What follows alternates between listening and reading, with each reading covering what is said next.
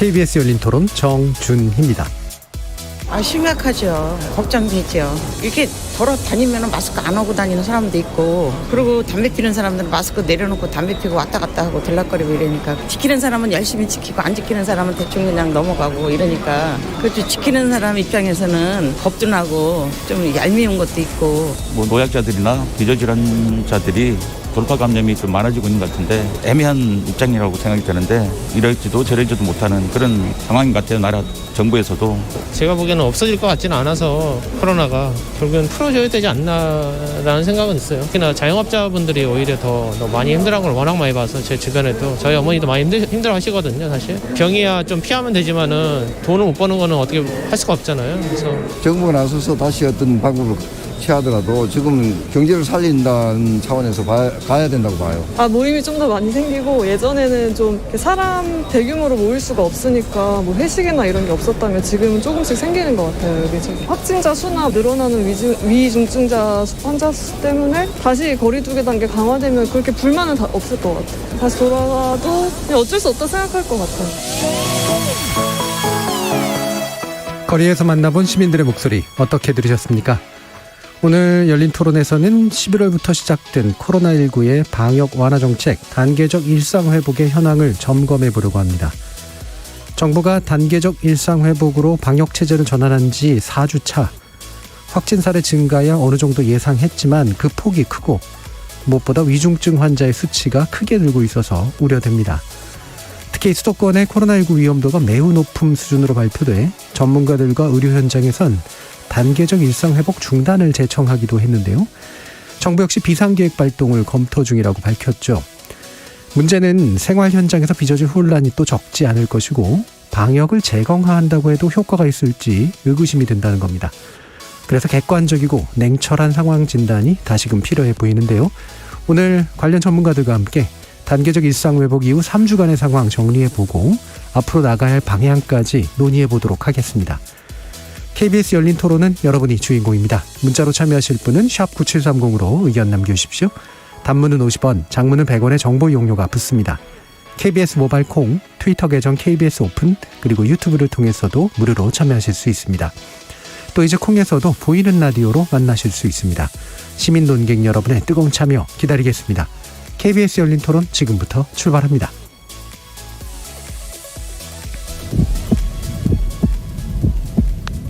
살아있습니다.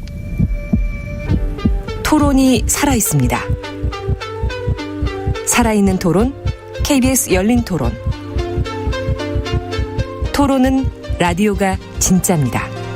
진짜 토론, KBS 열린 토론.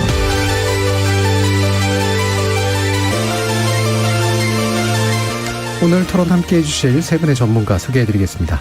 먼저 김윤 서울대 의료관리학과 교수 나오셨습니다. 안녕하십니까. 자, 그리고 백순영 가톨릭 의대 명예교수시죠. 나오셨습니다. 안녕하세요. 정재훈 가천대 예방의학과 교수 함께 하셨습니다. 네, 안녕하세요. 자, 좀 전에 이제 말씀을 드렸습니다만 단계적 일상 회복으로 방역 체제 전환된 지 이제 4주 차고요. 4,000명 정도 수준의 확진 사례가 있고 위중증 환자 수가 좀 높아 보이는 것이 일단 또 특이해 보입니다. 그래서 현재 우리나라 코로나 상황 객관적으로 보시기에 어떻게 진단해야 된다라고 생각하시는지 먼저 간단히 좀 들어보죠. 김민 교수님부터 말씀 주실까요? 먼저 드리고 싶은 말씀은 그 현재 확진자 증가, 그 위중증 환자 중심으로 확진자가 증가하는 현상은 그 단계적 일상 회복과 그러니까 사회적 거리두기의 완화와 사실 큰 관련이 없습니다. 네.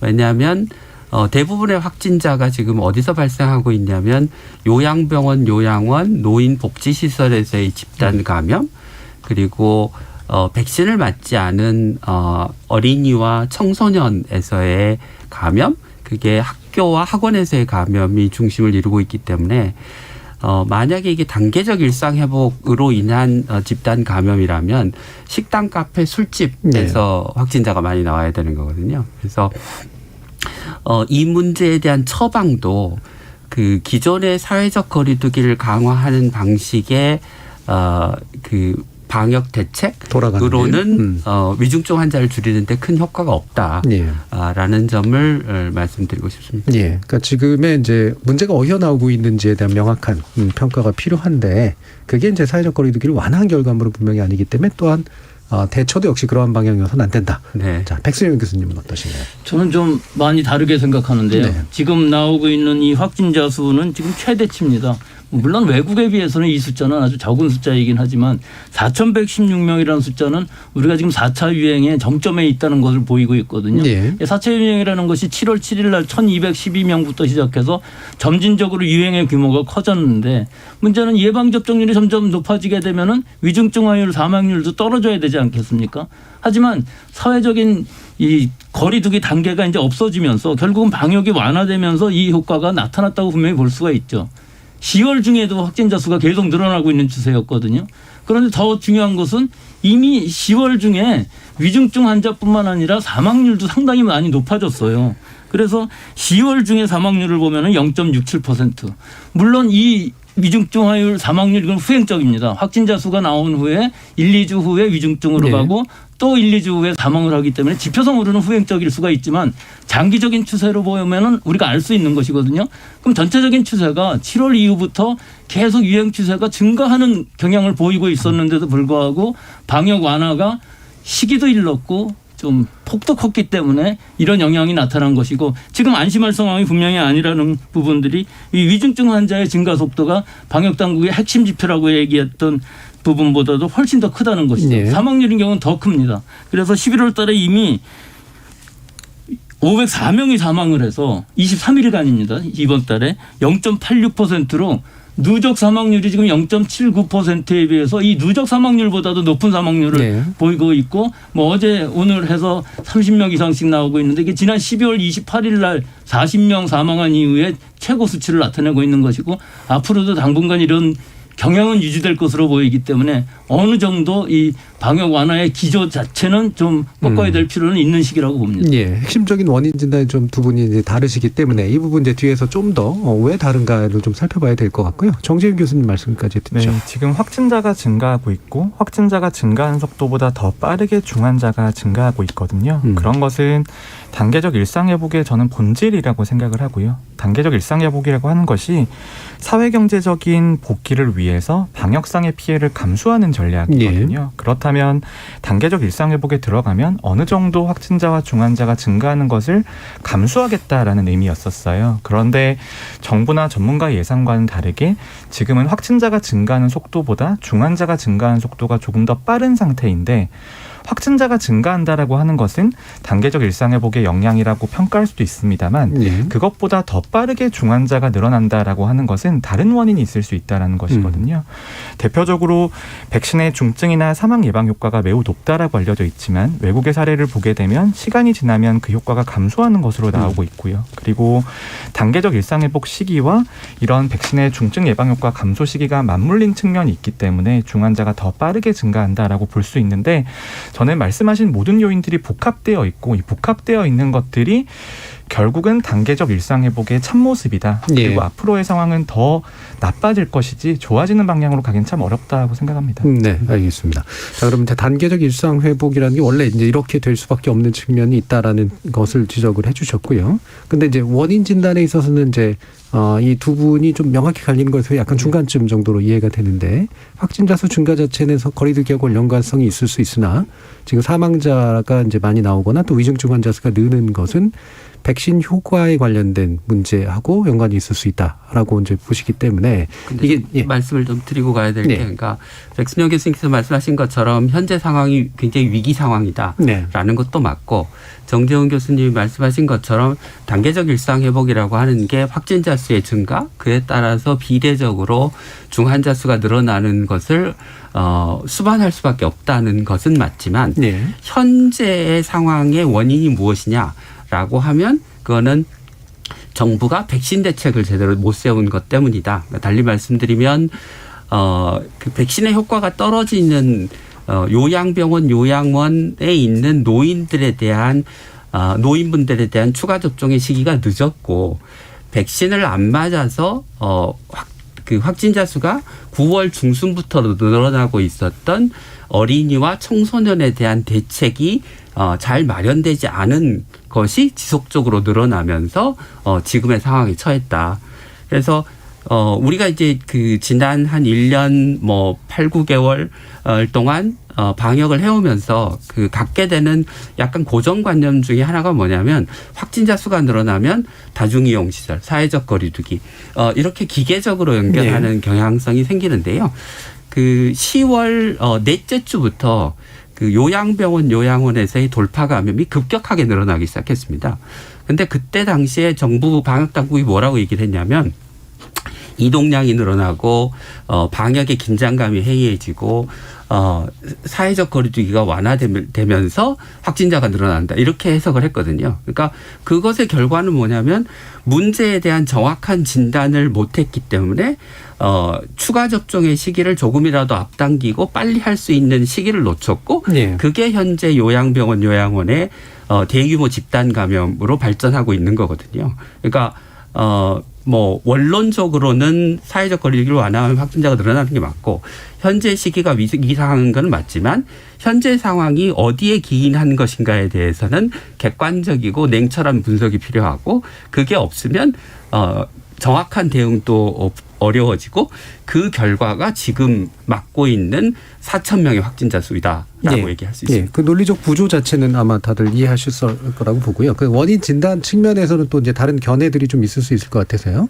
방금 김인 교수님께서 말씀하신 요양원이나 요양병원 등을 통해서 돌파 감염들이 나타나고 있는 건 이른바 부스터샷이라고 부르는 추가 접종 계획이 일찌감치 제대로 적용되지 못해서다. 그리고 청소년층에서 이제 그 방역 백신 대책이 금방 마련돼서 일찍 적용되지 못했기 때문이다라고 이제 보신 부분에 대해서는 어떻게 생각하시나요, 백승현 교수? 원인이라고 그러면 여러 가지 복합적인 그렇죠. 원인이 있겠죠. 제일 중요한 것은 제가 생각하기에는 이 지역사회에 있어서의 N차 감염, 조용한 전파라는 것이 광범위하게 점점 유행의 규모를 크게 하고 있다는 것이죠. 또 이런 단계적 일상 회복으로 전환하는 시기에 있어서는 다 예상했던 거 아닙니까? 확진자 수는 늘어나고 병상 부족해질 것이고 의료진이 부족할 것이고 그러면 이런 데 대한 어느 정도의 준비가 뭔가가 있었어야 되는데 그런 것이 없이 너무 크게 시작을 했다. 또 너무 빨리 시작했다 하는 부분들이 문제가 될 수 있고요. 결국은 전체적으로 봤을 때 좀 총체적으로 좀 잘못된 부분들이 있는 것이 지금 예방접종 얘기하셨지만 사실은 그것도 미리 준비를 하려면은 예방접종을 했을 때 면역 효과가 점점 시간이 가면 떨어진다는 것은 다 알려진 일입니다. 그런데 과연 이것이 6개월을 갈 수 있느냐. 외국의 경우는 6개월들을 보통 보고서 그렇게 접종 간격을 추가 접종을 그렇게 설정을 했고 이스라엘 같은 경우에는 5개월 정도로 했는데 이런 우리나라 사람들은 다를 수도 있는 거 아니겠습니까? 그럼 미리부터 이런 우리 리얼 월드에서 우리나라에서의 데이터들을 축적을 하면서 대책을 좀 선제적으로 세우는 부분들이 있고 그런 데이터를 기반으로 해서 일상적인 단계적 일상 회복도 시작을 했어야 되는데 그런 준비가 하나도 없이 시작을 했다는 것이 좀 문제가 있었다는 부분이고요. 그러면 지금까지 문제가 있었으면 앞으로 어떻게 해야 될 것이냐. 지금 상황에서 뭐가 제일 급한 것이냐 하는 것을 원인 분석을 좀 더 철저하게 하고 대비 방법도 근본적인 대비 방법을 만들어야 되는데 전부 좀 땜빵식으로 가는 부분들이 분명히 있는 것이 좀 아쉬운 부분입니다. 예. 어차피 원인은 복합적이니까 다 문제다라고 이제 말씀 주신 거예요, 결국에는. 그러니까 사회적 거리두기의 효과도 문제인 거고 부스터샷에 관련된 부분도 분명히 문제가 있었다라고 해서 그건 대립되는 견해는 물론 이제 일단은 아닌 것 같고요. 정재윤 교수님 어떠세요? 네, 일단 말씀하신 것처럼 정부의 자문하는 전문가의 입장에서는 죄송하다고 말씀드리는 부분이 몇 가지 있습니다. 아까 말씀드렸던 것처럼 백신의 중환자나 사망 예방 효과가 감소가 언제부터 하는 건지에 대한 명확한 대책이라든지 조기에 추가 접종을 하는 것이 모자랐던 측면이 하나가 있고요. 그리고 또 하나는 이제 병상수 예측에 있어서도 우리가 준비한 만큼 완화라고 하는 것이 불가능했다라는 측면에 대해서는 그런 것들이 좀 아쉬운 부분이죠. 아쉬운 부분이긴 하지만 이 코로나19 대응이라는 것 자체가 우리가 이런 상황들을 모두 다 알고 선제적으로 잘 준비할 수 있으면 너무나 좋겠습니다만 지금 우리도 배워나가고 정보를 얻어나가는 시점이거든요. 아까 백순영 교수님께서 정말 좋은 말씀 해주셨는데 우리나라에서의 접종 자료를 바탕으로 계획을 수립하면 너무 좋겠습니다만 그 자료는 실제로 나와야지. 그 기간까지 도달해야지만 얻을 수 있는 자료라는 네. 측면이 있어서 이제 그런 것들을 조금 더 빠르게 정책적으로 완료하는 역할이 필요할 것 같긴 하고요. 이제 그럼에도 불구하고 단계적 일상회복에서 가장 큰 문제는 미래를 누구도 예상하기가 어렵다라는 것입니다. 한 번도 가보지 않은 길이거든요. 그렇다면 단계적 일상회복에서의 계획 수립이라고 하는 것은 해봐야지만 어느 정도의 효과가 나오는지 알 수 있고 그리고 해봐야지만 어떤 문제가 생기는지를 알 수 있는 것이라고 생각을 합니다. 이런 것들을 미리 준비하면 너무 좋겠지만 늦지 않게 이런 것들을 고쳐나가는 것도 매우 중요하다고 생각을 하고요. 네. 지금의 위기라고 하는 것도 이 위기에서 얻을 수 있는 교훈들이 있습니다. 그래서 그런 교훈들을 잘 우리가 대응해 나간다면 어느 정도 미래로는 나아갈 수 있다라고 생각을 하고요. 근데 그런 과정에서 이제 사회적인 합의라든지 사회적인 지원도 중요하지만 더 중요한 것은 국민들께서 단계적 일상회복이 어떤 모습을 가지고 있는지 이게 마냥 희망적이고 긍정적인 결말이 아니다라는 것을 알고 계시는 게 매우 중요할 것 같습니다. 예. 좀 한번 반박을 좀 하겠습니다. 예. 지금 이 시점에서 우리가 과거의 일들을 예상을 할 수가 없었다. 즉 과거의 일을 가지고 앞으로 예상할 수 없었다고 말씀하시는데 그렇지 않습니다. 지금 우리가 거의 2년 가까이 돼가면서 여러 가지 데이터들이 쌓였고 임상저료뿐만 아니라 뭐 수천만 명이 예방접종을 받는 상황에서 이것들을 연구에 의해서 충분히 항체가라든지 또는 감염 예방률이라든지 위중증화율이라든지 이런 것들을 얼마든지 할 수 있었어요. 백승윤 교수님도 그 부분을 조언하셨나요? 저는 조언하는 입장이 아니기 때문에 한마디도 한 적이 없습니다. 다 예상은 다 하셨고요. 예, 근데 누구나 다 예상하지 않았습니까? 이 예방접종이라는 것이 과연 평생 면역이 갈 수 있는 것이냐. 이 바이러스는 그렇지 않다는 것을 다 알고 있었고요. 예를 들면 미국 같은 경우에 보면 부스터샷 처음 얘기가 나왔다가 중단을 한번 했었잖아요. 미국은 대단히 잘못한 거였던 건가요? 미국은 뭐 총체적으로 잘못하는 부분들이 너무 많기 때문에 그 사망자라든지 예방접종률이라든지 우리를 따라갈 수는 없는 상황이지만 우리나라 정도의 수준이라고 그러면 충분히 연구에 의해서 이런 기초 자료들은 갖출 수 있었다는 것이죠. 예. 즉 방역당국에서 좀 더 기본적인 자료들을 만들면서 그 데이터에 기반한 여러 가지 대책들을 만들어야 하는데 항상 보면은 우리가 방역 강화는 좀 선제적으로 해야 된다. 빨리 해야 된다는 것과 완화를 할 때에는 가능한 한 좀 돌다리 두들기듯이 천천히 가야 된다는 부분들이 있는데 이것이 전부 데이터를 기반으로 해서 할 수 있어야 되는데 모든 부분에서 다 그렇습니다. 사실은 부작용 사례만 하더라도 우리나라에서의 특이한 부작용들이 얼마든지 있을 수가 있는 것이고 예. 그런 부작용 사례들에 대해서 국민들이 호소할 때 그에 대한 연구를 철저히 선제적으로 했으면은 여러 가지 문제들이 다 해결될 수 있었고 이 면역에 관한 문제도 마찬가지입니다. 이 면역 효과라는 것은 사실은 전체적인 국민을 대거하는 것이 아니라 수천 명 정도의 데이터만 갖고도 충분히 알 수가 있는 것이거든요. 더구나 고연령층들, 60대 이상 연령층들, 위험군들, 기저질환 있는 사람들 이런 사람들의 데이터를 다 가지고서 모델링을 얼마든지 할 수 있는데 사실은 뭐 저는 바이러스가 전공이기 때문에 이런 모델링이라든지 이런 예방의학 쪽에 접근은 불가능합니다만은 제가 계산하기로도 사망률 같은 것이 굉장히 높아지고 있는데 방역 완화를 섣불리 한다 하는 것은 상당히 우려스러웠거든요. 그렇지만 뭐 그렇게 이왕 시작한 것이기 때문에 다시 돌리기는 어렵습니다.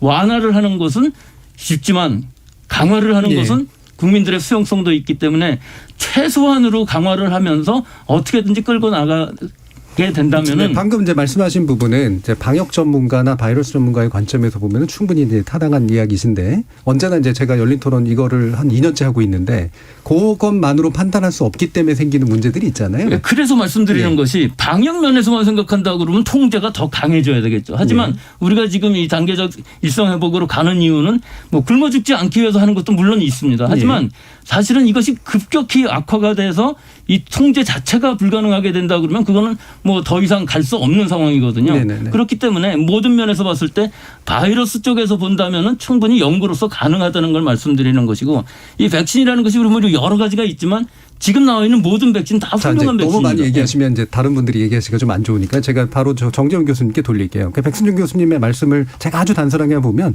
충분히 모델링 가능했다. 근데 왜 이랬냐 이렇게 이제 얘기하시는 거란 말이에요. 어떻게 보세요? 네, 그런 부분은 모델링하는 사람들의 한계이기도 하고요. 예. 그리고 지금의 저희가 가지고 있는 방법론이 모자란 점입니다. 그리고 정책적으로 더 빠르게 반영되는 것은 또 모델링 다음의 단계들도 있거든요. 정책 결정권자에게 설명을 하고 그 다음에 우리가 여건이 마련되었는지 그런 것들을 확인이 되어야 되고 또 하나는 가만히 생각을 해보면 지금 11월에 들어서면서 전 국민 접종률이 목표한 만큼에 도달했습니다. 그럼 그때부터는 백신 물량을 부스터 백신으로 방식으로 사용할 수 있는 것이거든요. 따지고 보면 물량을 다 쓰자마자 부스터 백신 접종을 시작한 것인데 예. 그러면 이 시기가 이제 이런 모델링을 넘어서서 백신의 공급 문제라든지 아니면 전체적인 계획에 연관되어 있는 면이 있기 때문에 저희가 완전히 해결하기가 어려운 측면이 있고, 그럼에도 불구하고 교수님이 말씀하신 기초 자료가 모자라다, 한국의 자료가 더 필요한데 그런 것이 왜 부재하냐, 이런 지적은 뼈아프게 받아들여야 된다라고 봅니다. 네, 김민 교수님. 네. 저는 이제 정재훈 교수님께서 그 불확실성이 높은 영역이고 예측하기 어려운 지점이 있고 우리가 조금씩 고쳐가면 되지 않느냐 이렇게 말씀을 하시는데, 저는 그 코로나19의 팬데믹이 시작한 이후에 똑같은 실수가 대부분 반복되고 있다고 생각합니다. 그 지점은 그 객관적인 근거에 기반해서 방역 정책을 세우지 않는 부분이죠. 제가 이제 앞서 언급드린 부분 중에 9월 중순부터 이미 학교에서의 감염이 증가하고 있었습니다. 증가한 양상을 꾸준히 보이고 있었고, 10월 셋째 주와 넷째 주 사이에 요양원의 집단 감염이 급격하게 증가하는 양상을 보였죠. 그런데 그런 자료를 보고도 그것을 단계적 일상회복 계획에 어떻게 반영하고 어떤 대책을 세울 것인지를 정부가 심각하게 고민하지 않고 그냥 기계적으로 늘 해오던 뭐 다중이용시설, 사회적 거리두기, 방역의 긴장감 이런 말들만 되풀이하고 있었다는 거죠. 그러니까 그 우리의 방역이 객관적인 근거에 기반해서 방역이 이루어져야 우리 상황에 맞는 대책들이 나오고 기민한 반응 대책이 가능한데, 그런 게 지금 이루어지고 있지 않은 일들이 방역의 초기부터 계속 반복되고 있다. 다른 예를 하나 들어드리면, 지금 정부가 확진자를 역학조사하면 감염 경로를 조사하는데요. 그 감염 경로 중에 어디에서 발생했는지 감염 경로가 조사되는 경우가 전체의 20%밖에 되지 않습니다. 나머지 80%는 뭐 인력이 부족하고 그것에 관련해서 사람들이 신경을 많이 쓰지 않기 때문인지 그 조사 중 또는 소규모 감염이라는 이유로 감염 장소를 지금 명기하지 않고 있습니다. 그래서 아주 냉정하게 얘기하면 지금 현재 확진자가 왜 늘어나는지 아무도 모릅니다. 그러니까 어디서 늘어나는지를 모르기 때문에. 근데 간접적으로 집단 감염과 노인들의 감염이 전체 확진자에서 차지하는 비중이 점차 늘어나고 있는 점을 고려할 때 이게 그 요양원, 요양병원, 노인복지시설에서의 집단 감염이 지금 증가의 주요한 원인이다, 이렇게 생각을 하는 거죠. 그런 것처럼 정부가 이야기하는 여러 가지 그 대책이나 판단들이 객관적이고 과학적인 근거에 기반해 있는 것 같지만 실은 그렇지 않다. 그리고 그런 일이 지금 가끔 일어나는 일이 아니라 지속적으로 계속되고 반복되고 있다. 그게 우리 방역의 그를 위험하게 하는 실패로 이끄는, 또는 우리가 단계적 일상 회복을 제대로 하지 못하게 하는 데 있어서 굉장히 저는 중요한 위험 요인이라고 생각합니다. 알겠습니다. 자, 이 부분 이제 반복된 실수다. 따라서 예방 가능했던 실수인 측면들이 분명히 있다라고 하는 부분은 뒤에서 좀 더 말씀을 좀 나눠보고요. 현재 이제 장영욱 대외견천의 정책연구원 부연구위원 전화로 연결이 돼 있는데요. 해외 사례 그리고 국내 코로나 방역 상황 연구해 오셨기 때문에 관련된 내용들 한번 또 다른 시각에서 한번 들어보도록 하겠습니다.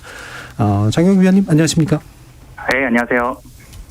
지금 단계적 일상 회복 방역 전환이 3주 좀 지났는데 뭐 방역 전문가는 아니십니다만 비교 연구를 많이 해오셨으니까 우리나라 코로나19 상황은 객관적으로 어떻게 판단돼야 된다 이렇게 생각하시나요? 네, 앞에서 이미 전문가분들께서 많이 말씀하셨듯이 일단 확진자가 사상 최대로 많이 나온 것 사실이고요. 지금 오늘 4,000명 나왔는데 주말 직후에 나온 약간 튀는 숫자라는 걸 감안하면은 일주일 평균으로는 3,000명 조금 넘는 수치 확진자가 나오고 있습니다. 근데 이제 우리가 단계적 일상 회복을 하면서 확진자 증가를 감소하겠다라는 어떤 일종의 사회적 합의가 있었던 거기 때문에 확진자 증가 자체는 문제가 안 되는데, 말씀하셨듯이 이제 중증 사망 같이 증가를 하고 있고 그것보다 더 큰 문제는 중증 사망으로 이어질 가능성이 높은 60세 이상 확진자 수도 많고 비중도 더 많이 늘었습니다. 그게 가장 지금 심각한 문제라고 생각하고 거기에 대한 대책이 필요한 상황입니다. 예, 그러니까 위중증 환자의 이제 증가 문제를 일단 되게 중요한 부분으로 이제 보셨는데, 지금 이제 유럽 같은 경우는 뭐 확진자 수라든가 사망자 수라든가 뭐 엄청나게 이제 나오고 있고요. 싱가포르만 해도 이제 상당수인데, 이들과 이제 비교해 봤을 때 우리나라는 지금 어떻게 좀 비교가 될 수 있는 건가요? 네, 사실 이제 우리나라에서 하루에 확진자가 4,000명 나왔다 이러면은 굉장히 큰 숫자로 느껴지는데 제가 이제 유럽을 연구하다 보면은 4,000명은 사실 굉장히 미미한 숫자입니다. 지금 제가 이제 인구수가 유럽이나 뭐 싱가포르 나라들이 다 다르기 때문에 제가 10만 명당 1일 확진자 수를 조금 비교해서 말씀드릴게요. 이제 우리나라가 이제 3,000명에서 3,500명 정도 나오면은 한 10만 명당 6명에서 7명 사이 나오는 겁니다. 그런데 이제 지금 뭐 영국이나 독일에서는 뭐 덴마크 이런 나라들에서는 10만 명당 60에서 70명 정도 나옵니다. 우리나라보다 10배 많은 거고요. 그다음에 이제 더 심한 나라들이 있는데 오스트리아, 뭐 네덜란드, 뭐 체코 이런 나라들 그리고 동유럽 일부 국가들은 지금 10만 명당 162명, 156명, 126명 이런 식으로 나옵니다. 예. 우리나라보다 3배 이상 그러니까 우리나라 치면은 이제 한 8만 명 가까이 확진자가 나오는 8만 명에서 10만 명 가까이 나오는 하루에 나오는 상황이고요. 이제 1일 사망자 수도 조금 차이가 있는데요. 사망자 수는 유럽은 이제 백신 접종률에 따라서 특히 이제 성인 백신 접종률 혹은 60세 이상 백신 접종률에 따라서 확진자가 많이 증가해도 사망자가 많이 증가하지 않는 나라가 있고 좀 접종률이 낮은 나라들은 확진자가 증가하면은 사망자도 같이 증가합니다. 사망자는 좀 적기 때문에 100만 명당 인구 100만 명당 1일 사망자 수를 말씀드리면 제일 많은 나라가 헝가리 100만 명당 14명 나오고 체코 10명 그리고 루마니아가 좀 한때 심했었는데 23명까지 나왔습니다. 근데 반면에 아까 똑같이 이제 확진자 수가 많았던 오스트리아나 네덜란드, 영국은 100만 명당 5명, 2명, 뭐 요 정도밖에 안 나옵니다. 덴마크는 100만 명당 1명이고요. 우리나라를 비교해 보면은 우리나라는 100만 명당 0.6명에서 0.7명 정도 하루에 나옵니다. 그래서 유럽은 백신 접종을 많이 한 나라들도 우리나라보다 조금 더 심각한 상황이라고 볼 수 있습니다. 네. 싱가포르도 말씀드리면 싱가포르는 1일 확진자 굉장히 많이 나오는데 10만 명당 70명 나오는데 사망자는 100만 명당 2명이어서 우리나라보다 한 서너 배 정도 많은 수준입니다. 예. 그러면 굳이 비교하자면 백신 접종률이라든가 뭐 인구수는 비록 다릅니다만 싱가포르 모형하고 이제 한국이 좀 비슷하지 않느냐, 그러니까 쫓아가는 약간 후행하는 그런 경향이 있지 않겠느냐라는 그런 예상도 있는데 뭐 어떻게 보시나요? 네네. 일단 싱가포르 같은 경우는 조금 차이가 있는 게 백신 접종을 굉장히 일찍 시작하고 그 70%까지 접종이 굉장히 빠르게 일어난 부분이 있습니다. 근데 빠르게 일어났다는 건 접종을 빠르게 받았다는 거는 접종의 면역 효과 감소도 더 빠르게 일어난다는 뜻이기 때문에 그리고 면역 효과가 감소하는 시기에 확진자 이제 단계적 일상 회복이라는 그 방역 체계 전환을 진행했기 때문에 갑자기 증가한 측면이 저는 있다고 보고요. 우리나라는 이제 고령층은 조금 일찍 맞아서 고령층에서는 면역 효과가 떨어지지만 50세 이하 이제 젊은 층에서는 아직은 백신 접종의 효과가 남아있기 때문에 싱가포르만큼 갑자기 증가하지는 않을 것 같고요. 그리고 하나 더는 이제 해외에서 그런 사례들을 미리 봤기 때문에 우리가 경각심을 가지고 좀 미리 대비하면은 그 정도까지는 안 갈 수도 있습니다. 그런데 이제 문제는 우리나라가 아까도 말했지만 유럽이나 뭐 싱가포르나 다른 나라에 비해서 확진자 규모나 사망자 규모는 적은 편이지만 사실은 준비 상황도 조금 잘 안 된 부분이 있습니다. 그래서 우리나라는 이 정도가 발생을 해도 감당하기 어려운 부분들이 있기 때문에 조금 더 조심할 필요는 있을 것 같습니다. 예, 그러니까 한국의 경우는 상대적으로 이제 덜 심한 상태이긴 하나 또 준비도 좀 덜 된 면들이 있기 때문에 그래서 대응하는 방식도 좀 더 다른 방식의 고민들을 해야 될 것 같은데 일단 유럽 같은 경우 아까 말씀 주셨던 것처럼 심각하긴 하지만 나라별 천차들도 있어서 조치가 어떻게 좀 진행되고 있는지 좀 소개를 해 주시죠. 네네.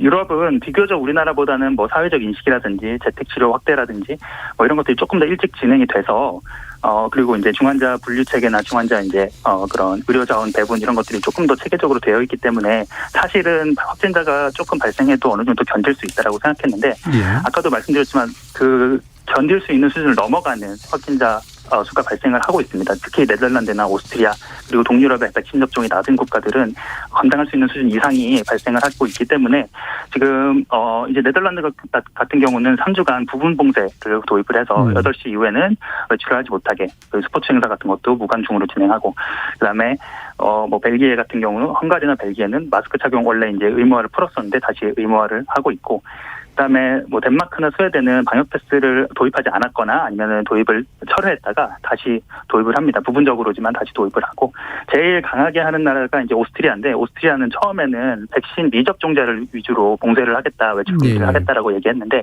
그걸로 상황이 안정이 안 되니까 이제 전국적인 봉쇄, 락다운을 다시 시행을 했습니다. 외출 금지하고 그다음에 내년 2월부터는 백신 접종도 의무화해서 백신 추정을 안 받으면은 뭐 벌금을 내든지 뭐 그런 식으로 지금 하고 있습니다. 체코도 마찬가지로 지금 백신 접종을 안 한 사람을 대상으로 그 봉쇄 조치를 하려고 하고요.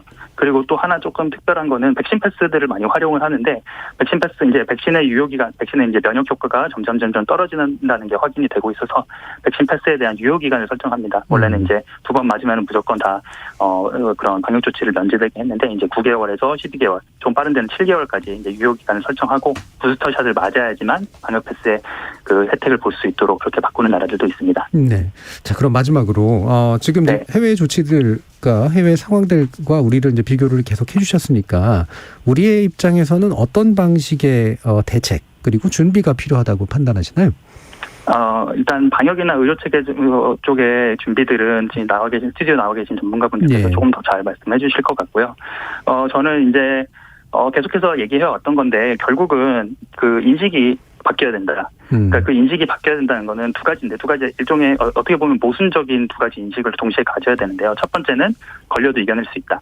이게 감염이 되는 것이 그렇게 무서운 일이 안 되도록 계속해서 백신 접종을 늘려가고 그다음에 의료체계 정비에 가서 걸려도 충분히 치료받을 수 있게 그리고 이제 걸려도 사회적인 어떤 그런 비용이 많이 발생하지 않을 수 있게 시스템을 구축하고 그거에 따라서 우리가 걸려도 이겨낼 수 있다는 인식을 가져야 되는 게 첫 번째고 그래야지만 우리가 어떤 위드 코로나라는 걸 할 수 있으니까요.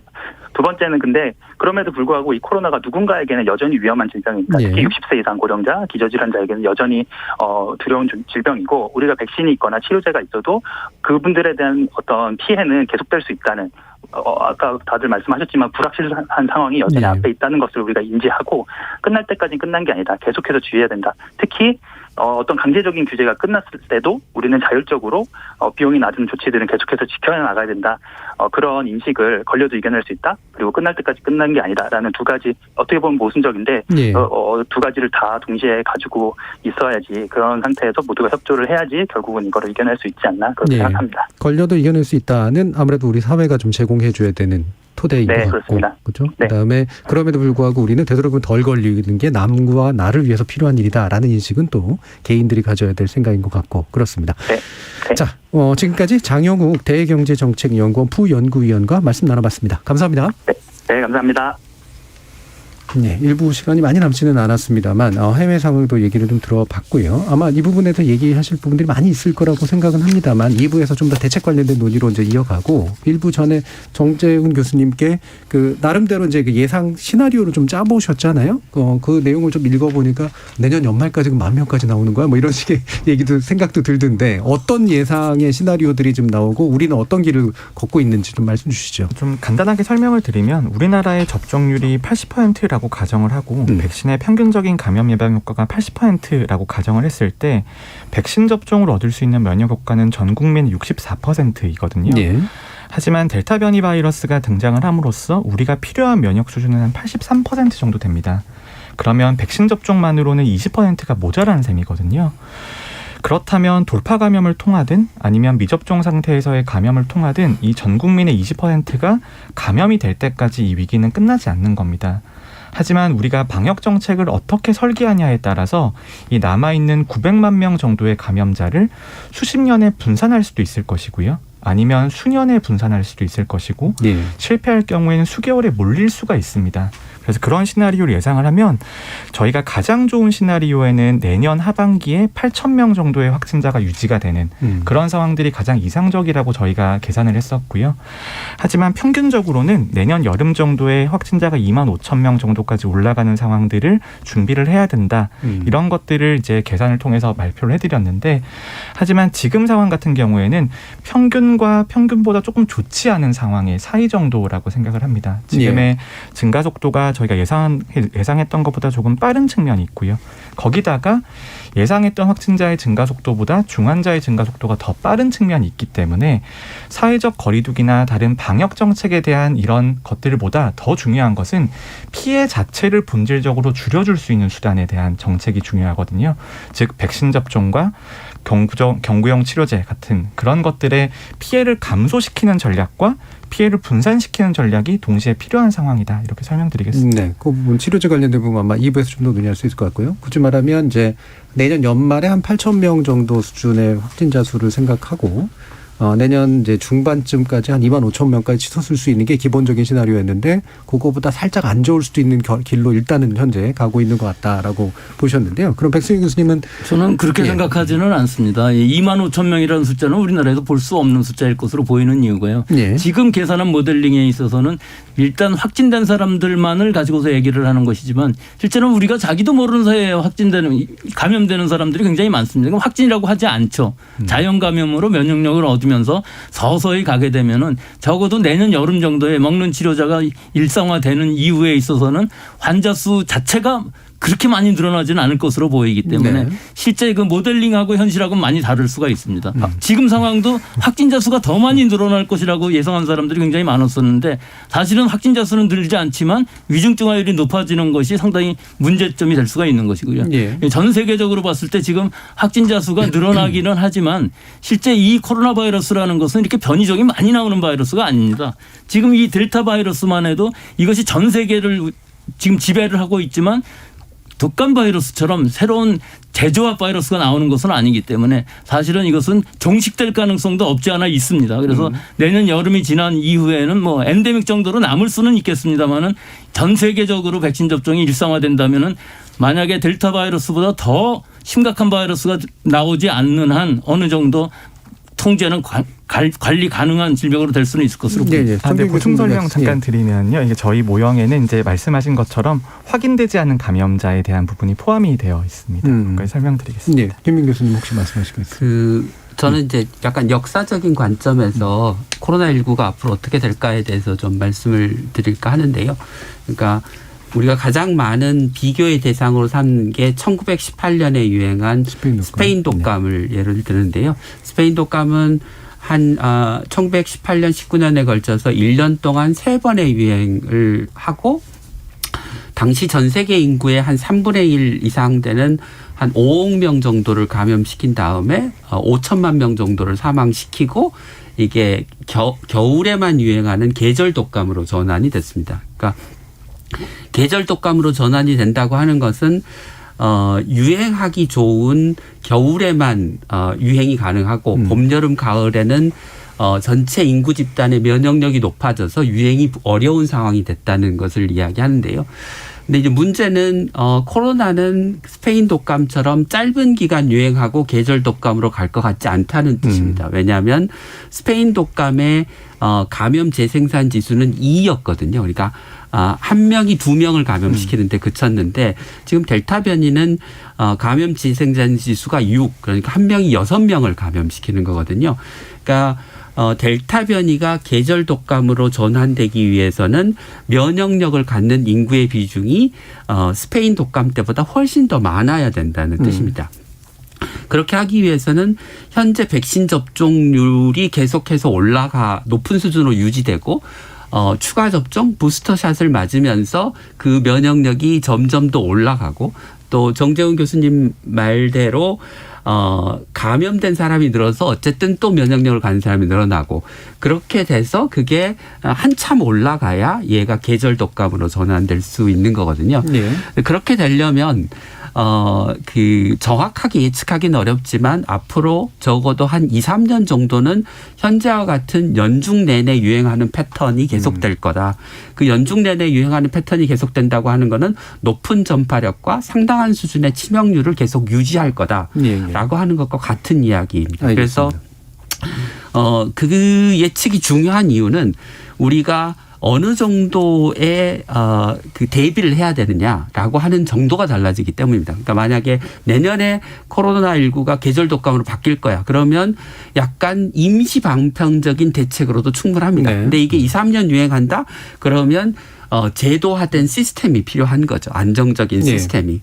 그래서 장기 유행을 우리가 예측한다면 지금 뭐 병상이나 인력을 확보하는 대책 또는 보건소의 방역 인력을 확충하는 것 등을 포함해서 이 체계가 전반적으로 안정적인 정규적인 체계로 정비돼야 된다고 하는 점을 우리가 명심할 필요가 있을 것 같습니다. 알겠습니다. 지금까지 이제 청취자 문자들이 또 들어온 게 있어서요. 일단 들어보고요. 말씀 주신 내용 다시 모아서 어떤 큰 대책이 필요한지 또 어떤 자잘한 대책들이 또 필요한지 부분 2부에서 논의해 보도록 하겠습니다.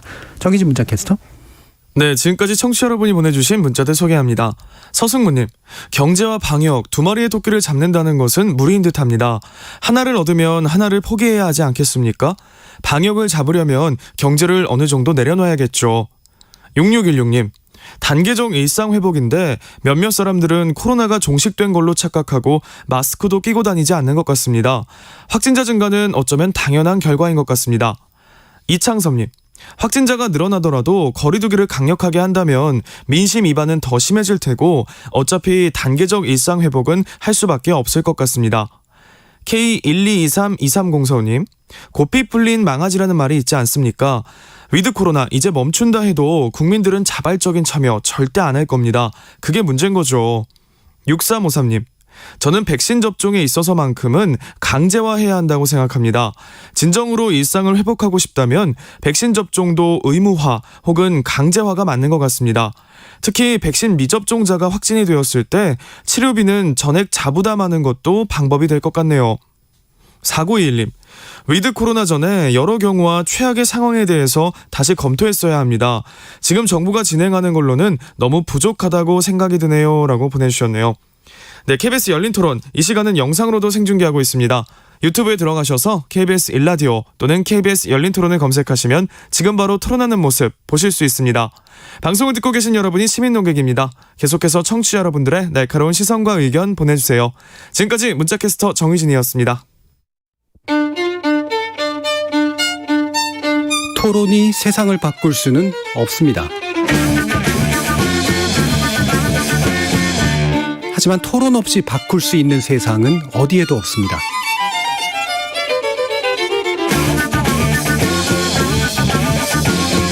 세상의 선한 변화를 갈망하는 당신. 정답이 아니라 질문의 힘을 믿는 당신. 우리 KBS 열린 토론에서 만납시다.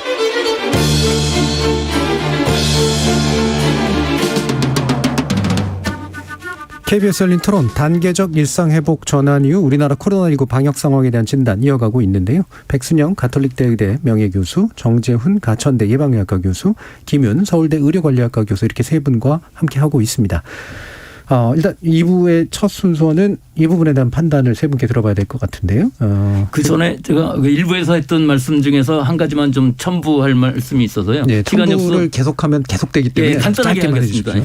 우리가 앞으로 2, 3년 후에 이 코로나 바이러스가 어떻게 될 것이냐를 예상하는 것은 굉장히 어렵습니다. 하지만 제가 바이러스를 전공하는 입장에서 보면은 이 바이러스는 인수공통 전염병이긴 하지만 이 자연계에 지금 숙주가 널리 있는 것은 아닙니다. 그래서 종식될 가능성이 있다는 것을 얘기하는 이유가 아까 델타 바이러스 말씀드렸습니다마는 우리가 5에서 8 정도의 감염 재생산 지수를 갖고 있다는 것은 엄청나게 빠르게 전파한다는 것을 뜻하기 때문에 많은 사람들이 신속하게 감염이 되면서 만약에 치명률이 0.1에서 0.2 사이로 간다면 관리 가능할 수가 있는 것이거든요. 그렇기 때문에 지금 먹는 치료제가 들어오고 우리가 독감처럼 관리를 한다면 독감이 몇 명 걸렸는지 몇 명 사망하는지 우리 알지 못합니다. 대략 우리나라에서만 해도 2, 3천 명 사망하는데요. 지금 코로나가 2년이 다 됐는데도 3,300명이거든요. 이건 그만큼 적게 걸렸다는 뜻이에요. 딱 확진을 했고. 그렇기 때문에 앞으로 델타 바이러스보다 더 심각한 바이러스가 나오지 않는 한 종식될 가능성이 없지는 않다. 또 2만 5천 명, 3만 명이 나온다 할지라도 우리가 그 수를 알지 못하는 시기가 올 수도 있다는 것을 말씀드리고 싶습니다. 예, 아까 말씀해 주셨던 부분에 대한 좀 더 보충이었던 것 같고요. 그럼 이 부분에 대한 판단 필요할 것 같은데 이것도 뭐 의견이 갈리실 수도 있겠습니다만 지금 정부에서 이제 이른바 서킷 브레이커라고 부르는 뭐 비상정지 버튼 정도라고 얘기할 수 있을 것 같은데, 그러니까 기존의 이제 정책을 일단 멈추고 전환하는 방식을 꾀할지 말지를 고민하는 것 같습니다. 그리고 일부 또 그런 걸 주장하시는 분들도 계시고요. 근데 이제 그게 어떻게 전환돼야 된다는 또 굉장히 또 다를 수도 있는 부분이라 일단 전환은 필요하다에 대한 답과 함께 이왕이면 이런 방향이 돼야 된다에 대한 의견 두 가지를 한번 이렇게 압축적으로 한번 좀 들어보도록 할까요? 이 부분 정재윤 교수님부터 좀 해주시겠어요? 네, 일단 서킷 브레이커의 개념부터 설명을 드려야 될 것 같은데요. 네. 단계적 일상 회복을 하는 과정에서 의료 체계가 준비된 것 이상으로 중환자나 확진자가 늘어나게 되면 잠시 방역을 강화하거나 아니면 과거로 약간 돌아갔다가 가는 것을 네. 서킷 브레이커라는 개념으로 하는데요. 지금은 위기 대응 계획이란 이름으로 불리고 있습니다. 지금 상황은 중환자 의료 체계에 있어서는 과중한 부담이 특히 수도권에서 가해지고 있기 때문에 어느 정도의 대책은 필요한 상태라고 생각을 하는데요. 하지만 서킷 브레이커가 지금은 정부가 계획하고 있는 게 크게 4가지입니다. 하나가 추가 접종을 빠르게 시행하고 그리고 미접종자에 대한 접종을 독려하는 것이 첫 번째고요. 두 번째가 노인들이 많이 계시는 요양원과 요양병원에 대한 방역을 강화하는 것이 두 번째가 되겠습니다. 그리고 세 번째가 방역 패스라고 해서 접종 증명과 음성 확인 제도의 대상과 범위를 조정하는 것이 되고요. 예. 마지막이 사회적 거리두기에 대한 강화 방안들이 있는데 저는 사회적 거리두기 강화에 대해서는 매우 신중해야 된다고 생각을 합니다. 왜냐하면 국민들께서 이미 단계적 일상회복을 통해서 3주 정도 어느 정도 복귀된 상태의 삶을 지내고 계셨잖아요. 근데 그런 상태에서 과거로 돌아가기가 매우 어렵다면 다른 서킷 브레이커에 구성하는 3가지 요소를 방역 체계 내에 어느 정도 녹여내면서 사회적 거리두기의 상향이라고 하는 최악의 상황까지는 가지 않게 시도하는 전략들이 저는 그나마 합리적일 것이라고 보고요. 예. 그럼에도 불구하고 오늘과 내일의 확진자나 중환자 증가 추세가 너무 가파르다면 전체적인 서킷 브레이커의 적용도 검토를 해봐야 된다. 이렇게 정리드리겠습니다. 그러니까 주로는 이제 4개, 주로 백신하고 연관된 것들을 위주로 이제 발동하되 만약에 정말로 심각하다면 이제 사회적 거리두기 최후의 수단까지도 동원해야 된다. 이렇게 보셨고요. 김은규 교수님은. 그 서킷 브레이크를 굉장히 폭넓게 이야기하시는데 예. 사실 나머지 그 사회적 거리두기를 강화하는 것 말고 나머지는 이미 하고 있는 거라 예. 그거를 서킷 브레이크에 포함시켜서 얘기해야 하는 게 맞는다는 생각이 드는데요. 일단 그 사회적 거리두기를 강화하는 것은 원인에 대한 적절한 대책이 아니기 때문에 효과가 없을 것이라고 생각합니다. 예. 앞서 말씀드린 것처럼 이게 요양병원, 요양원에서의 집단 감염으로 인한 위중증 환자의 증가인데 그것을 거리두기를 강화한다고 요양원, 요양병원에서의 집단 감염이 줄어들지는 않지 않습니까? 그리고 요양병원, 요양병원에서의 집단 감염이라고 하는 것은 백신 접종을 하더라도 마치고 2주간이 지나야 면역 효과가 나타나는 것이기 때문에 접종 완료에 걸리는 시간, 접종 완료 후에 면역력이 생기는 시간까지를 고려하면 앞으로 적어도 3주 이상은 현재와 같은 위중증 환자의 증가 추세는 계속될 거다라고 봐야 될 것 같고요. 그다음에 이제 그 정부가 단계적 일상 회복을 전환을 시작할 때 확진자 수가 늘어날 것이라고 하는 걸 예상을 했고 정부가 하루 확진자 10,000명까지를 감당할 수 있는 체계를 갖추겠다고 얘기를 했습니다. 그런데 실제로는 시작을 할 때 병상을 늘리지 않았고요. 지금까지 11월 1일 단계적 일상 회복이 시작된 이후에 지금까지 늘어난 중환자 병상 수는 14병상입니다. 그러니까 단 14병상이 늘어난 거죠. 그러니까 그렇게 놓고 보면 보건소 인력도 늘리지 않았고 그러니까 아무 대책도 사실은 준비도 없는 무모한 단계적 일상 회복 전환이었다라고 평가를 할 수 있을 것 같고 정부가 준비되지 않은 일상 회복을 한 책임을 서킷 브레이크를 통해서 사회적 거리두기를 다시 도입하는 방식으로 하는 것은 굉장히 무책임하다라고 얘기할 수 있고요. 지금 해야 될 일은 서킷 브레이크를 가동하는 것이 아니라 정부가 애초에 확보하겠다고 한 병상과 인력을 확충하고 보건소의 인력을 빨리 늘려서 확진자 수가 늘어나지 않도록 대응하고 늘어나면 적절하게 치료할 수 있도록 하는 게 중요하다. 서킷 브레이크를 논할 게 아니고 병상과 인력의 확충에 대한 대책을 정부가 내놔야 될 시기라고 생각합니다. 그러니까 이미 했어야 될 일을 지금 하는 거다라고 네. 이제 보시는 거예요. 예. 네, 지금 말씀하신 거 뭐 전적으로 동의를 하고요. 거리두기 강화를 한다는 서킷 브레이크 비상계획이라는 것은 그 개념 자체가 맞지 않다고 봅니다. 갑자기 세울 것이 아니라 국민들한테 메시지를 전달을 해야 되는데 어떤 메시지냐 하면은 지금이 우리 일상생활을 하고는 있지만 위험한 시기이다 하는 것을 메시지 전달을 잘 해야 되는데 거꾸로 가고 있다는 얘기죠. 우리 전전주에 서울 수도권이 중간 단계라고 평가한 것은 완전 잘못입니다. 그 상황에서 적어도 높은 정도는 돼야 우리가 지금 이 완화 단계로 가면서 좀 위험하다는 그런 메시지를 받아야 될 텐데 거꾸로 모든 국민들이 생각하기에 뭐 완화했는데 별 문제가 없구나 이렇게 생각할 수밖에 없는 것이거든요. 그렇기 때문에 우리가 거리두기 단계를 강화한다고 해서 확진자가 줄어들 것 같이 보이지는 않고요.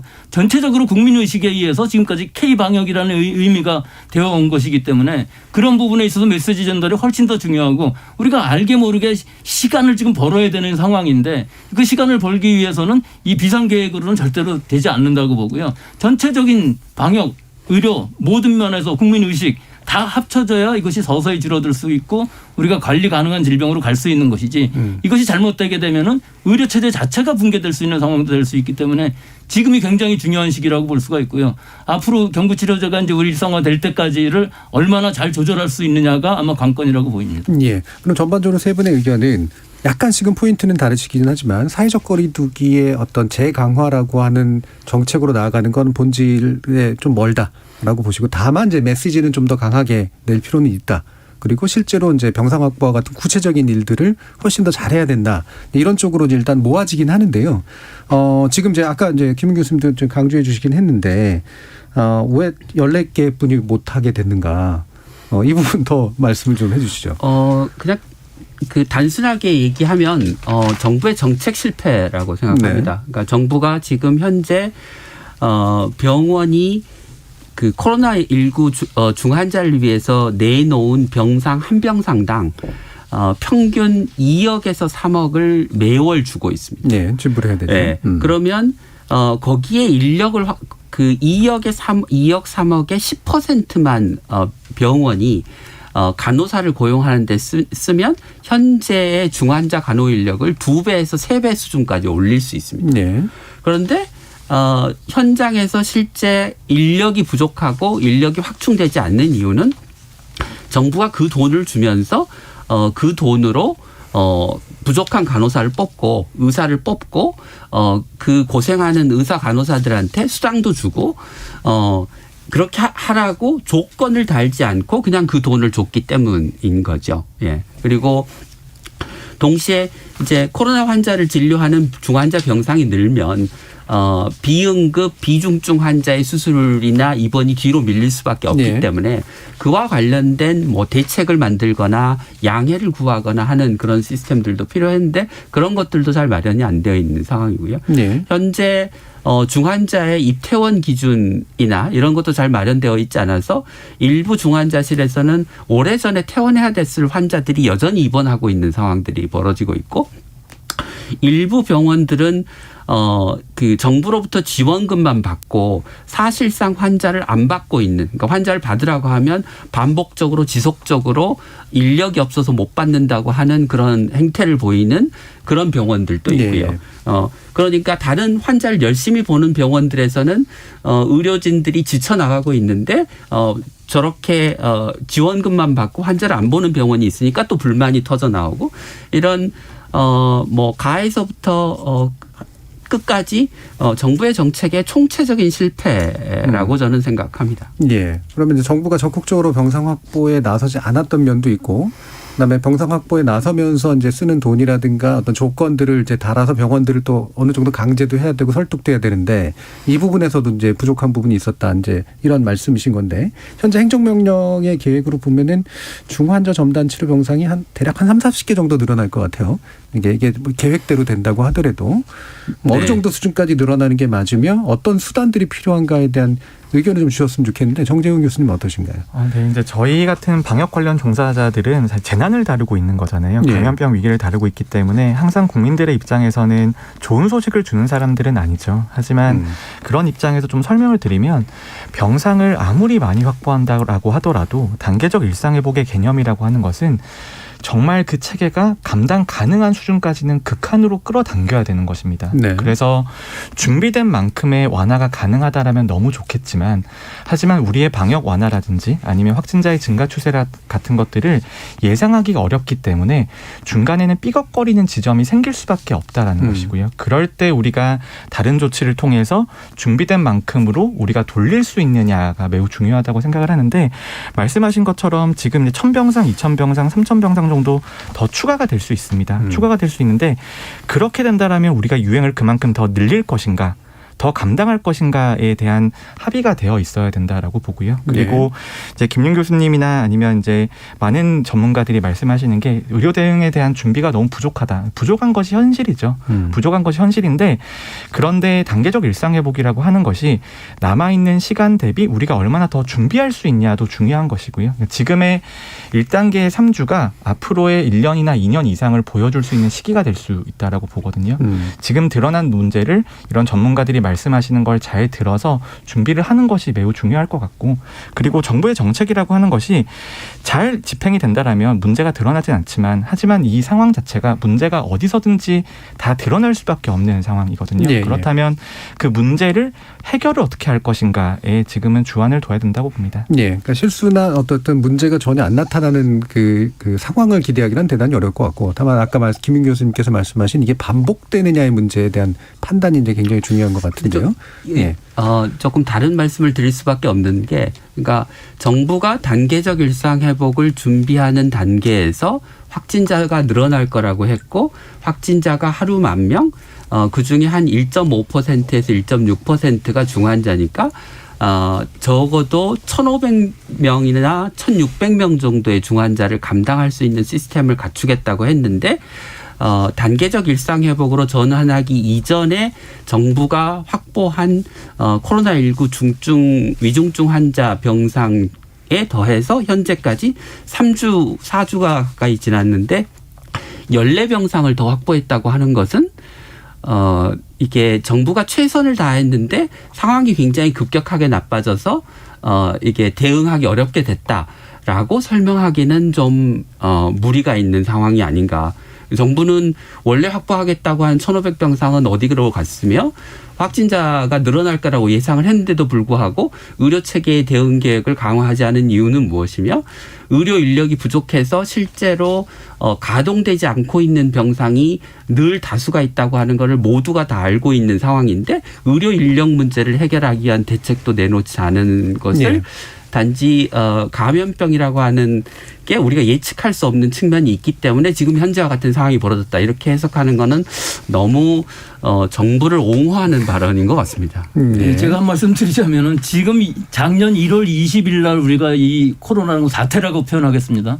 이 사태 이후에 똑같은 얘기를 지금까지 하고 있는데 적극적으로 해결된 문제가 있습니까? 지금 중환자 병실을 말씀하시고 있는데 실제 오늘 수도권 병상 대기 환자가 788명이에요. 전날에 비해서 58명 줄지는 했는데 이 줄은 것이 과연 병상이 확보돼서 줄은 것이냐면 그것이 아니고 비수도권으로 전원을 해서 줄은 거거든요.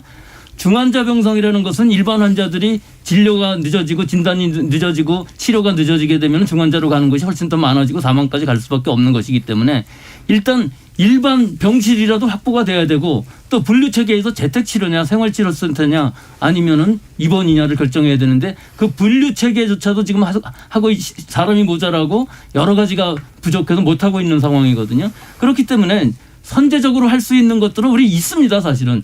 일반적으로 지금 중환자, 준중환자, 일반 환자 이 병실을 아무리 늘린다고 해도 결국은 민간병원의 병상을 확보한다 그러면은 일반 환자들의 추가 사망률이 높아지는 상황이 될 수밖에 없어요. 예. 그렇다면 근본적으로 병상을 늘려야 되지 않겠습니까?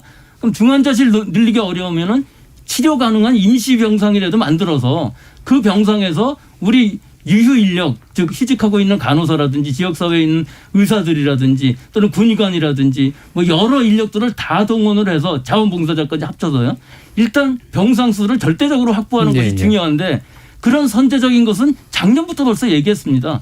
하다못해 군병원이라도 좀 감염병 전담병원으로 하자 하는 얘기도 있었고 또 작년에 이건희 회장 사망하셨을 때 그 기부한 돈으로 감염병 전문병원을 만들자는 얘기도 있었는데 뭐 전혀 달라진 거 하나도 없지 않습니까? 네, 뭐 기재부에 걸려 있다라고 들었습니다. 그대로 걸려 그 절대적인 병상 확보가 아니라 빌려 쓰는 병상 확보로서는 근본적인 대책이 되지 못한다 그렇게 말씀드리고 싶습니다. 예. 짧게 좀 보충 말씀을 드리면 그 대학병원 중환자실에 입원한 환자 중에서 응급 환자가 한 40%쯤 되고요. 중증 환자가 한 40%쯤 됩니다. 그러니까 비응급 비중증 환자가 대개 한 20%쯤 됩니다. 그러니까 예를 들면 관절 수술을 받아야 되는 노인분들 같은 경우 비응급 비중증 환자에 속하거든요. 그러니까 수술을 한두 달 미룬다고 해서 큰 문제가 생기지 않는, 그런데 당장 병원 밖에 대기하고 있는 코로나 환자는 중증 환자고 응급 환자니 그런 환자를 먼저 보자라는 이야기를 하는 거지.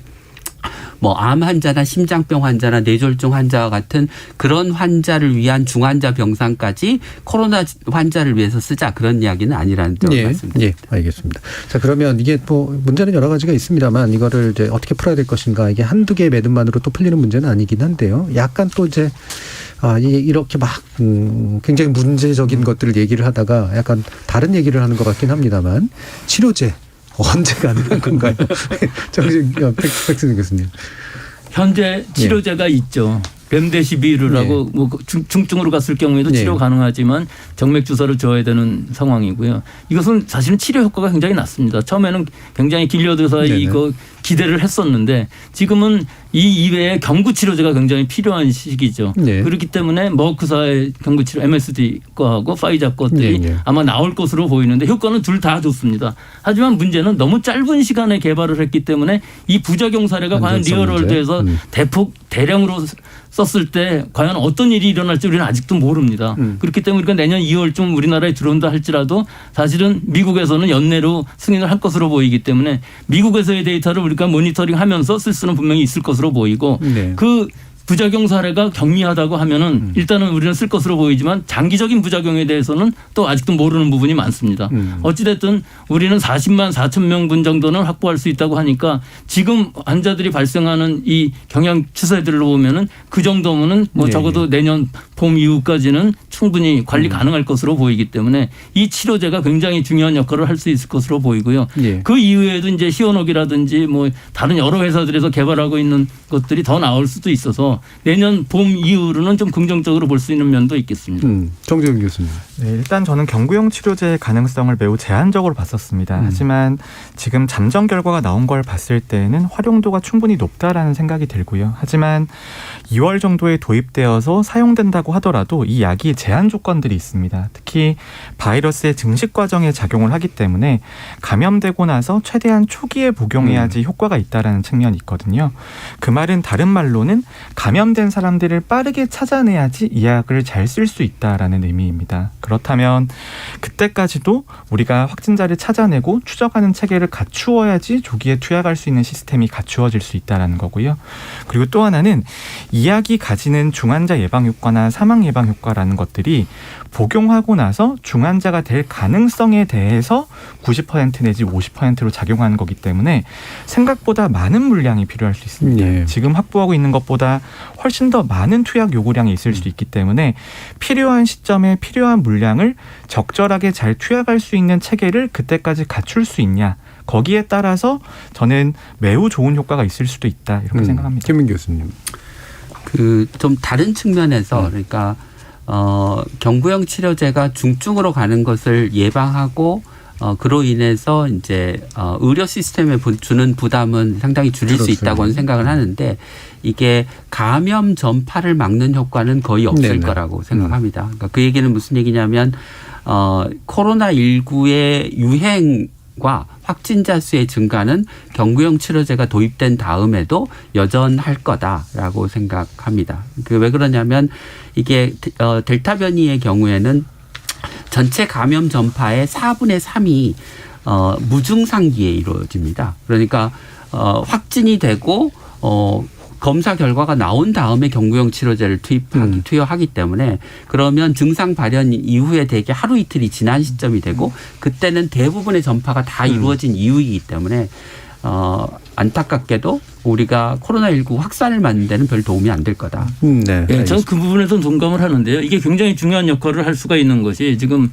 파이자의 것은 89%, 머크 것은 50% 정도 입원율을 줄여주고 사망률은 뭐 거의 100% 줄여준다고 하는데, 이 50%라는 숫자만 해도 얼마나 중요하냐면요. 일단은 초기에 5일 안에만 복용한다면은 반 정도를 줄일 수 있다면은, 우리가 지금의 치사율을 반 정도 줄일 수 있다면 관리 가능한 질병이 될 수가 있는 것이거든요. 이건 마찬가지입니다. 바이러스라는 것이 바이러스를 죽일 수 있는 약은 없습니다. 바이러스 증식을 억제하는 약이기 때문에 언제든지 그렇습니다. 어떤 약이든지. 그렇기 때문에 타미플루 같은 경우도 초기에 독감에서 초기에 증상이 나타났을 때 바로 먹지 않으면 의미가 없거든요. 그렇지만 우리가 독감을 무서워하지 않는 이유가 백신도 있고 치료제도 있고 또 치명률이 그만큼 낮다는 것인데 지금 코로나에 있어서 문제는 치명률이 높다는 것이기 때문에 이것을 떨어뜨리는 데 굉장히 중요한 역할을 할 수가 있기 때문에 다양한 경구 치료제가 나온다면 분명히 좋은 결과가 얻을 수 있을 것이라고 봅니다. 알겠습니다. 자, 이제 마무리할 시간인데요. 여러 가지 문제들 지적해 주셨지만 그래서 하신 말씀 많겠지만 그래도 반드시 이거는 절대로 강조해야겠다라고 생각하시는 것 위주로 1분 위주로 말씀을 주시면 좋을 것 같습니다. 김인 교수님부터. 정부가 그 코로나19 방역을 잘 해왔고 또 고생을 많이 한 거는 사실입니다. 그런데 이제까지 해온 그 정부의 대처 방식은 주로 임기응변, 뭐 좀 심하게 얘기하면 땜질식 처방을 많이 해왔고요. 그런 땜질식 처방이 지금 한계를 드러내고 있습니다. 그래서 이제라도 근본적으로 병상과 인력을 확보하고 보건소의 방역 인력을 확충해서 우리가 장기전을 성공적으로 이끌었으면 좋겠습니다. 네, 알겠습니다. 자, 백순영 교수님 말씀 듣죠?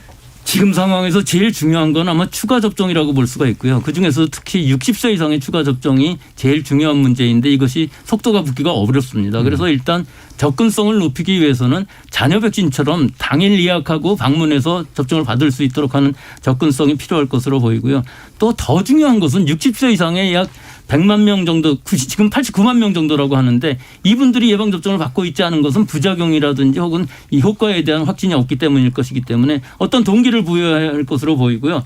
또 접종 후 부작용 사례들에 대해서도 이게 조기 진단이 가능하도록 이 전문 의료 체제를 만들어서 이 상담을 할 수 있도록 이런 시스템이 만들어져야만 우리가 안심하고 백신을 맞을 수 있을 것으로 보이기 때문에 저는 이 추가 접종에 있어서 중요한 부분을 강조하고 싶습니다. 예, 그럼 짧게만 지금 이제 그 부분 부작용에 관련된 좀 더 명확함과 안심이 늘어나면 이른바 백신 거부 집단들까지도 다 바뀔 수 있다 이렇게 보시나요? 뭐 그렇게까지 보지는 않지만 일단 피해를 받으신 분들 인과관계가 있든 없든 피해를 받으신 분들이 이 질병청장님하고 대화한 과정들에 나오는 것이 어떤 증상이 나타났을 때 예를 들어서 뭐 심근염 가벼운 증상이 나타났을 때 과연 어디 가서 의논을 할 것이냐. 네네.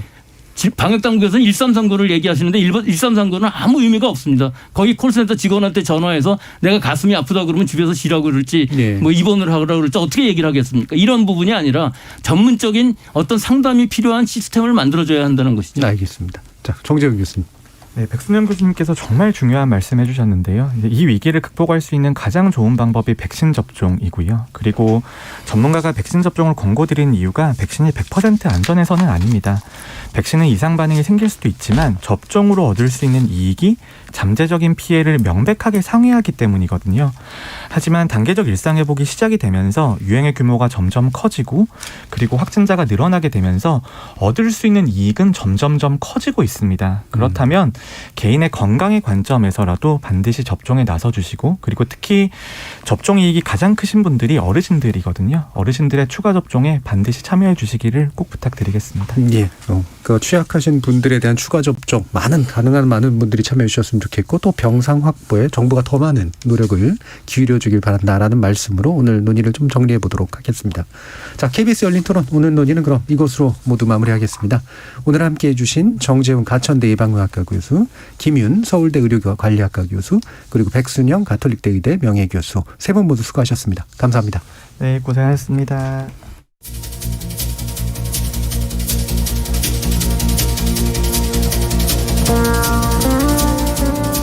코로나와 함께 사는 건 확실히 녹록지 않은 일인 것 같습니다.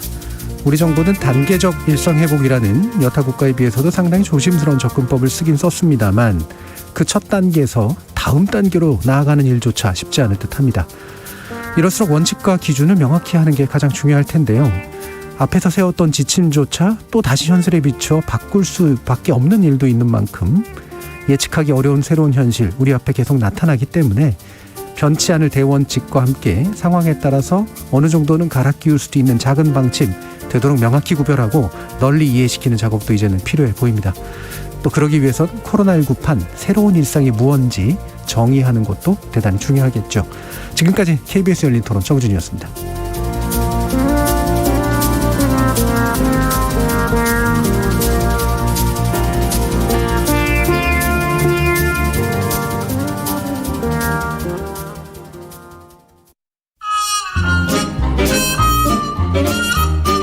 안녕하세요. 개그맨 박준영입니다. 11월부터 KBS에서 새로운 코미디 서바이벌 프로그램이 시작됩니다.